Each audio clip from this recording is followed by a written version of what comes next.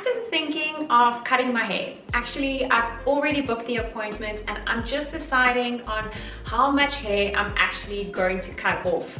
I found myself in a situation probably with every big life change where I also change my hair. So maybe that saying of change your hair, change your life is true, or maybe it's the other way around. Nevertheless, I have spoken about changing your hair in previous videos and just doing some effort from the neck up, whether that is now hair or makeup, and what a massive difference that can make to your personal style, to the way that you look. You will have a completely different look, you will present differently, and you will probably also change the way that you act, because if you feel more confident, you will probably act more confident. So with all of this and with me thinking about cutting my hair again or already planning it, I sometimes get a little bit afraid because you get used to your hair, you know, in a certain way. It maybe gets like really easy to manage it because you know what looks good on you and what doesn't.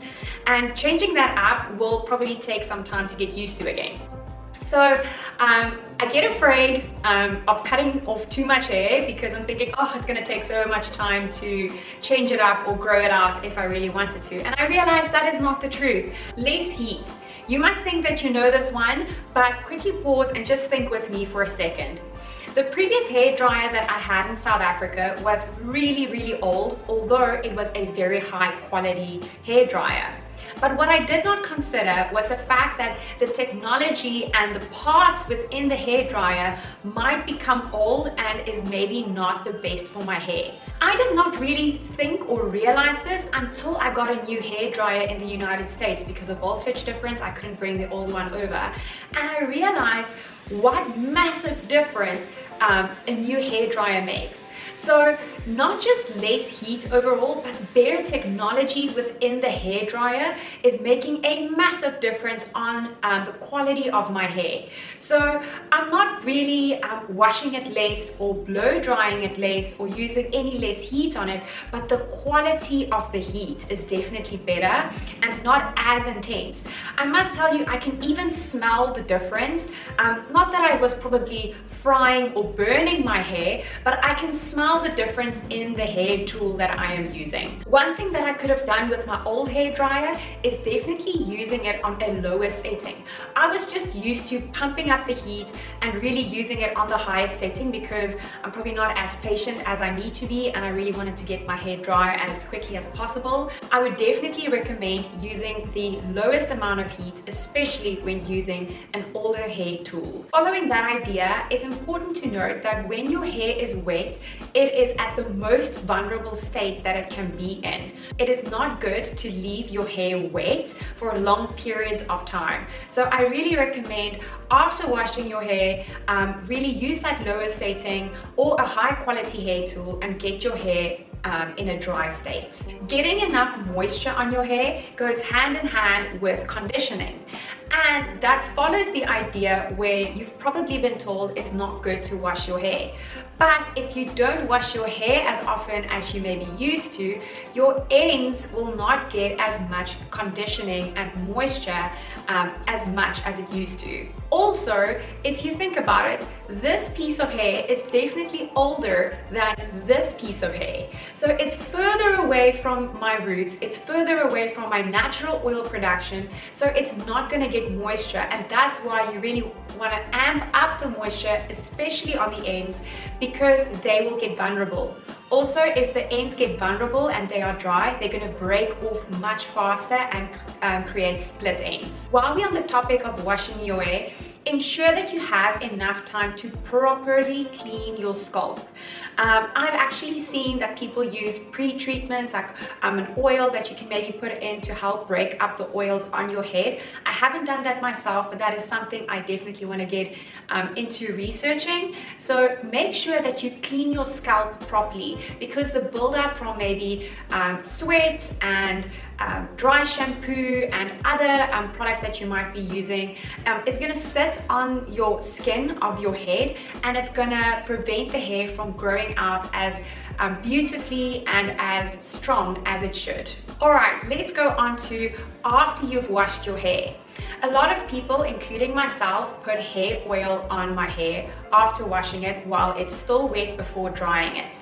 It is very important that you use an oil with a very high boiling point. Liquids have different boiling points. For instance, water boils at 100 degrees Celsius. And comparing that to oils also have a burning point, and different oils' burning points will differ from one another. So if you're using an oil with a very low burning point, you will actually fry your hair because that oil will start burning with the amount of heat that you are using. But if you're using a very high quality oil with a high burning point, you will help protect that hair, and it won't boil and burn underneath your hair tool. So if you're using a low quality oil on your hair, you are literally frying your hair. I don't have very thick strands of hair, so I have to adjust to what oil I am using. I definitely love using Moroccan or then argan oil. Argan oil is one of the best oils you can use on your hair. I really like this one by Moroccan Oil. I've also been using a newer one, but this one I find is a little bit too heavy for my hair, so I really need to use a very, very small amount. Otherwise my hair can look greasy. But what I also tend to do, and which gets me into my next topic, is also putting on a lot of treatment onto my hair and using this as a treatment in between washes. So I will use this oil the night before I'm going to wash, or maybe a few hours before I wash in the evenings. I really amp up the moisture in the bottom bit of my hair. If you are using something like Olaplex number 3 or K18, I recommend using it regularly. If you're going to use it every now and again, you're really not going to see a difference, and you're probably just going to waste your money. On to brushes. It is really important how you brush your hair. It's a bit of a myth. I've watched some doctors speak about this myth of brushing your hair a lot will actually make it grow faster, but I actually also think it is not good to not brush your hair, because you will probably get more knots, and then when you brush it you will really have to tug at it. So making sure that your hair remains smooth and silky and brushed, but also not brush it too much is probably important. Talking about brushes, so when using a brush when drying your hair, again you have to make sure that the brush can handle the amount of heat that it's going to experience while using a hair tool such as a hair dryer. If the brush is made out of a plastic, which most brushes are, and it cannot handle that amount of heat, it will slowly start melting, maybe not even visible to the eye, but pieces of the brush will actually go onto the hair, and that same thing will happen where you actually will probably fry your hair and do more damage than what is good. If you take good care of your brushes, they will last you a very, very long time. As mentioned before, when your hair is wet, it is at the most vulnerable state it can be in. So brushing your hair excessively while it is wet is not good for your hair. I know a lot of people swear by a wet brush, and I also got one, and I must say it is a nice brush.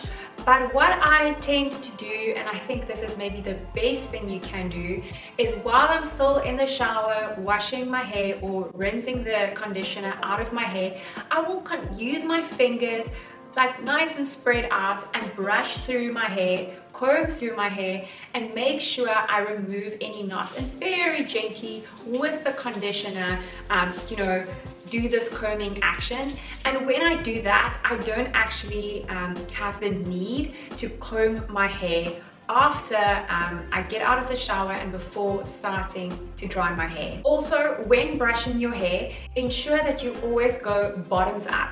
So start at the bottom, whether this is now wet or dry or whatever condition it might be in, start from the bottom and work your way up. That way you will have less pulling and tugging at your hair. Hairstyles.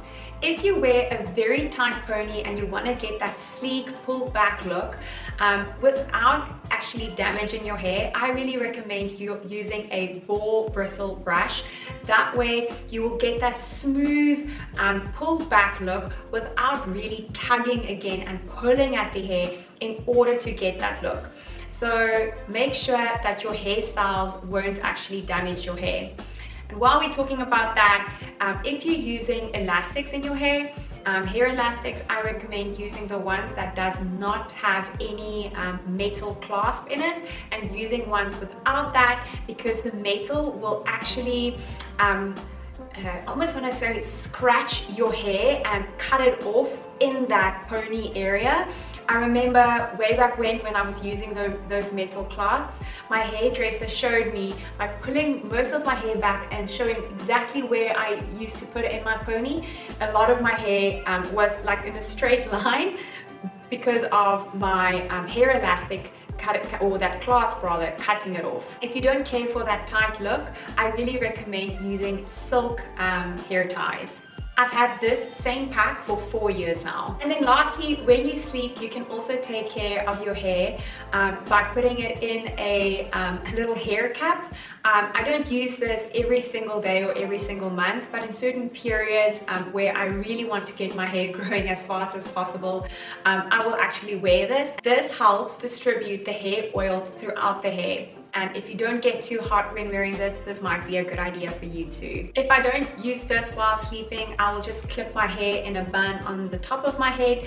But depending on the length of your hair, you might not be able to do this. So do whatever is best for you. If you want to see how hairstyles can change up the way that you look, I might do a video on all the different hairstyles that I've had. If you want to see something like that, do let me know in the comments down below. Thank you so much for watching and have a good one. Bye everyone.